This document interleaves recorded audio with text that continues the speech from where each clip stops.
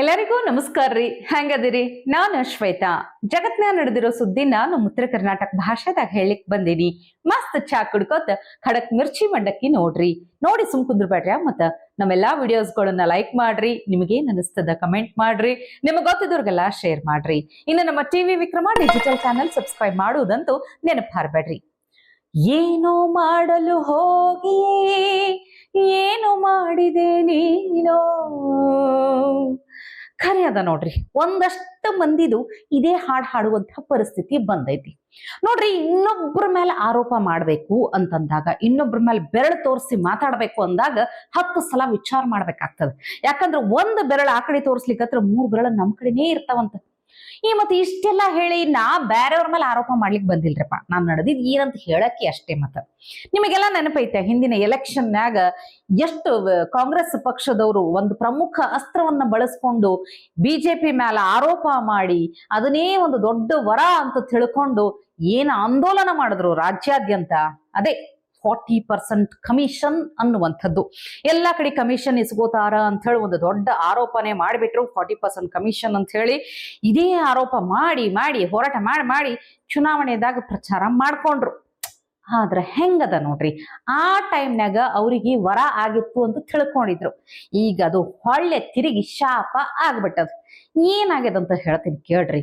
ಗುತ್ತಿಗೆದಾರರ ಸಂಘದವರು ಈ CM ಸಿದ್ದರಾಮಯ್ಯನವ್ರಿಗೆ, DK ಶಿವಕುಮಾರ್ ಅವ್ರಿಗೆ, ಸತೀಶ್ ಜಾರಕಿಹೊಳಿ ಅವ್ರಿಗೆ, ಹಿಂಗ ಒಂದಷ್ಟು ಮಂದಿ ಮಂತ್ರಿಗಳಿಗೆ ಪತ್ರ ಬರೆದಾರ. ಏನಂದ್ರ ಕಾಣದ ಕೈಗಳ ಕೆಲಸ ಮಾಡ್ಲಿಕ್ಕತ್ತಾವ ಅಂತ ಹೇಳಿ ಗಂಭೀರ ಆರೋಪ ಮಾಡ್ಲಿಕ್ಕತ್ತಾರ ಗುತ್ತಿಗೆದಾರರು.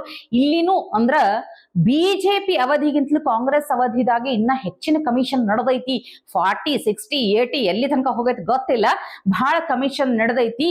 ಇದಕ್ಕೆ ಏನಾರ ಒಂದು ಕ್ರಮ ತಗೋಬೇಕು ಅಂತ ಪತ್ರ ಬರೆದಾರ. ಇದು ದೊಡ್ಡ ಸುದ್ದಿ ಆಗ್ಲಿಕ್ಕತ್ತದ ಈಗ.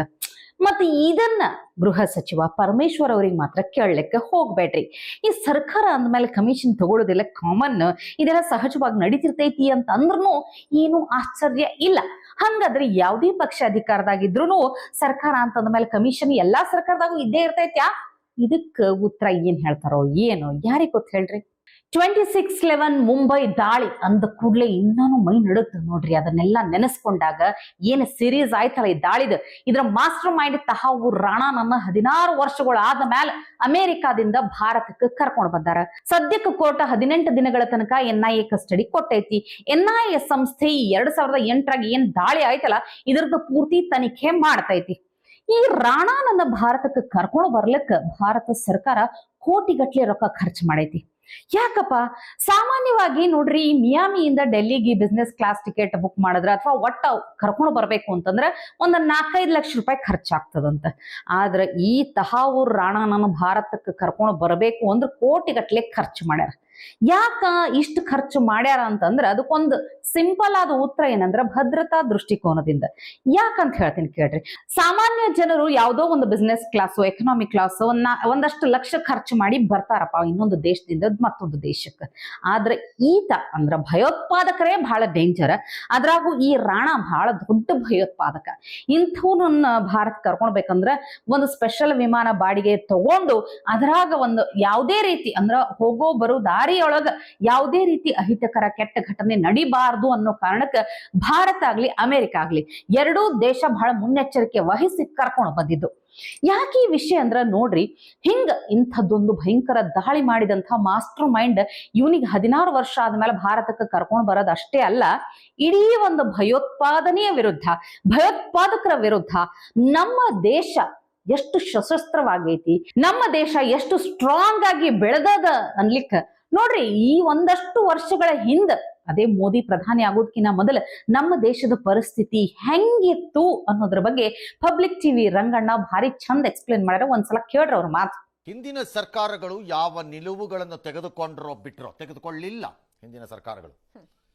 ಅದಕ್ಕೆ ಅಡ್ಜಸ್ಟ್ ಆಗಿಬಿಟ್ಟು ಒಂದು ರೀತಿ ತಿಪ್ಪೆ ಸಾರಿಸ್ಕೊಂಡು ಕಾಲ ಕಳೀತಿತ್ತು ಕಾಂಗ್ರೆಸ್. UPA ಅನುಮಾನನೇ ಇಲ್ಲ ಅದರಲ್ಲಿ. ವೇರಾಸ್ ನರೇಂದ್ರ ಮೋದಿ ತೆಗೆದುಕೊಂಡ ಎಲ್ಲ ನಿರ್ಧಾರಗಳು ವರ್ಕ್ ಆಗಿದೆ ಅಂತ ಹೇಳಲಿಕ್ಕಾಗದೇ ಇರಬಹುದು, ಆದರೆ ತೆಗೆದುಕೊಳ್ಳಬೇಕಾದ ಕೆಲವು ಜಾಗಗಳಲ್ಲಿ ತೀರ್ಮಾನ ತಗೊಂಡ್ಬಿಟ್ಟಿದ್ದಾರೆ ಅವರು. ಅದು ಕಾಶ್ಮೀರದ ವಿಚಾರದಲ್ಲಿ ಸೆಕ್ಷನ್ ಅನ್ನು ಕಿತ್ತಾಕೋದಿರ್ಬೋದು, ಅಥವಾ CIAದಿರ್ಬೋದು, ಅಥವಾ NRCದಿರ್ಬೋದು, ಅಥವಾ ನಮ್ಮ ಮೇಲೆ ಅಟ್ಯಾಕ್ ನಡೆದಾಗ ಬಾಲಾಕೋಟಲ್ಲಿ ಇರ್ಬೋದು. ಒಂದಾದ ಮೇಲೆ ಒಂದದು ಹೊಡೆದಿದ್ದಾರೆ ಏಟನ್ನು. ಅಂತಹ ಒಂದು ಸರ್ಕಾರಕ್ಕೆ ಕಳೆದ 11 ವರ್ಷದಿಂದ ನಡೆಸಿದ ಒಂದು ದೀರ್ಘ ಹೋರಾಟವನ್ನು ನಾವು ಗೆದ್ವಿ ಎಂದು ಸಂಭ್ರಮಿಸುವ ದಿನ, ಅದರ ಅನುಮಾನನೇ ಇಲ್ಲ ಈ ಸರ್ಕಾರಕ್ಕಿದು. ಈ ಸರ್ಕಾರದ ಬಹುದೊಡ್ಡ ಸಾಧನೆಯೇ ಸರಿ ಇದು.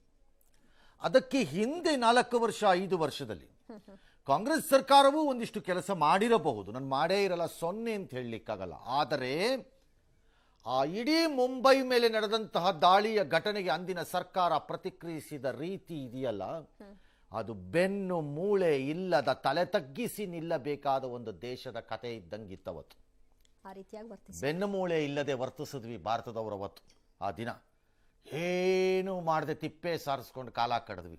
ಈ ವಕ್ಫ್ ಮಸೂದೆ ಪಾಸ್ ಆದ ಕೂಡಲೇ ಒಂದಷ್ಟು ವಿರೋಧಿಸಿ ಬಹಳ ಸ್ಟೇಟ್ಮೆಂಟ್ ಕೊಡೋದನ್ನ ಕೇಳಿವಿ. ಆದ್ರೆ ಈ ದಾವಣಗೆರೆ ಪಾಲಿಕೆ ಮಾಜಿ ಸದಸ್ಯ ಮಾತಾಡಿದ ಎಂಥ ಪ್ರಚೋದನಕಾರಿ ಭಾಷಣ ಅಂತಂದ್ರ ಅದ್ರಾಗ ಆತ ಬಳಸಿದ್ದ ಪದಗಳನ್ನು ಕೇಳಬೇಕು ನೀವು. ಎಂತೆಂಥ ರೊಚ್ಚಿಗೇಳುವಂಥ ವಿಷಯಗಳನ್ನು ಹೇಳ್ತಾರಂದ್ರ ಈ ವಿಡಿಯೋ ಸೋಷಿಯಲ್ ಮೀಡಿಯಾದಾಗ ವೈರಲ್ ಆಗೈತಿ.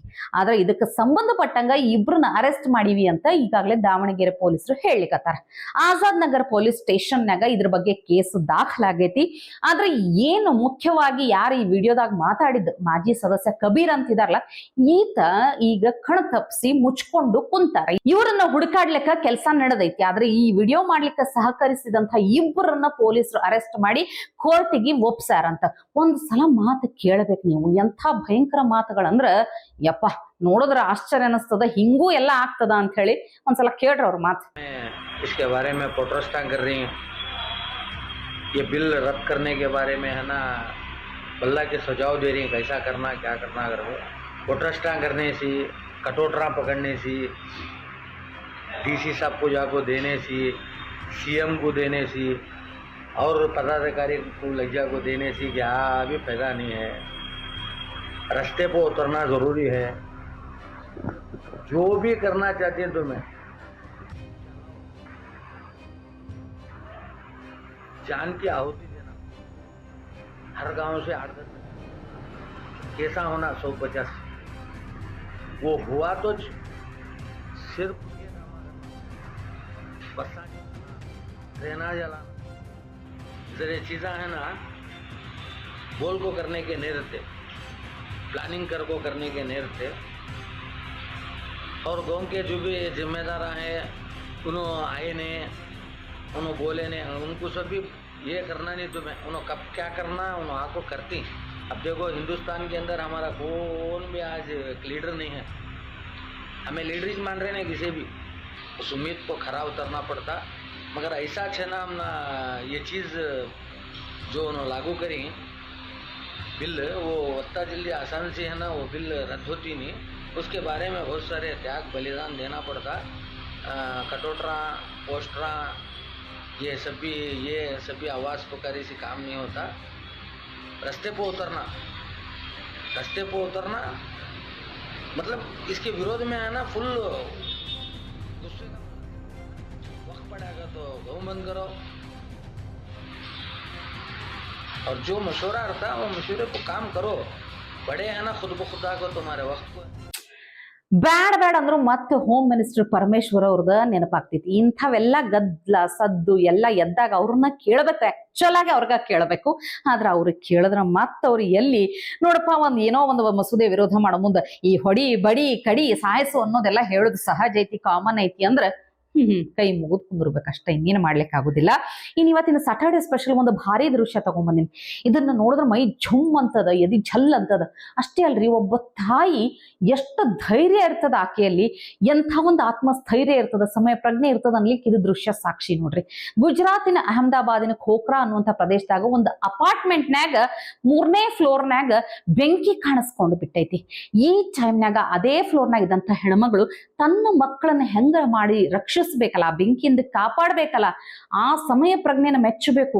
ಹೆಂಗ್ರಿ ಮ್ಯಾಲೆಲ್ಲ ಹೊಗಿ ಬರ್ಲಿಕ್ಕತ್ತದ, ಬೆಂಕಿ ಎದ್ದು ಬಿಟ್ಟೈತಿ. ಇಂಥ ಟೈಮ್ನಾಗ ಮಕ್ಕಳ ಜೀವ ಹೆಂಗ್ ರಕ್ಷಿಸ್ಬೇಕು ಅಂದ್ರೆ ಕೆಳಗ ಅಂದ್ರೆ 2nd ಫ್ಲೋರ್ 1st ಫ್ಲೋರ್ ಇದ್ದಾಗ ಹೆಂಗ್ ಮಕ್ಕಳನ್ನ ಕಳಿಸ್ಬೇಕಂದ್ರ ಈ ದೃಶ್ಯ ಇಡೀ ನೋಡ್ದಾಗ ನಿಮಗ ಬಹಳ ಗಾಬರಿ ಆಗ್ತದ, ಮೈ ಝುಮ್ ಅಂತದ. ಮಕ್ಕಳನ್ನ ಹೆಂಗ್ ಒಂದ್ ಸ್ವಲ್ಪ ಕೆಳಗ್ ಕಳಿಸೋದ್ರಾಗ ಸ್ವಲ್ಪ ಜಾರಿ ಬಿದ್ರೂ ಭಯಂಕರ ಡೇಂಜರ್ ಅದ.